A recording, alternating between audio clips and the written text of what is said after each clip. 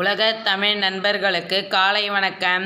இன்று குறள் 707 பொருட்பால் அதிகாரம் 71 குறிப்பறிதல். குறள்: முகத்தின் முதுகுறைந்தது உண்டோ உவப்பினும் காயினும் தான் முந்துறும்.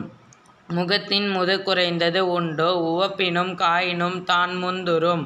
பொருள்: மகிழ்வையும் துன்பத்தையும் முகம்போல் எளிதில் வெளிப்படுத்துவது வேறொன்று இல்லை. மகிழ்வையும் துன்பத்தையும் முகம்போல் எளிதில் வெளிப்படுத்துவது வேறொன்று இல்லை. முகத்தின் முதுகுறைந்தது உண்டோ உவப்பினும் காயினும் தான் முந்துறும் என்று திருவள்ளுவர் கூறுகின்றார். நன்றி. மீண்டும் நாளை சந்திப்போம். வணக்கம்.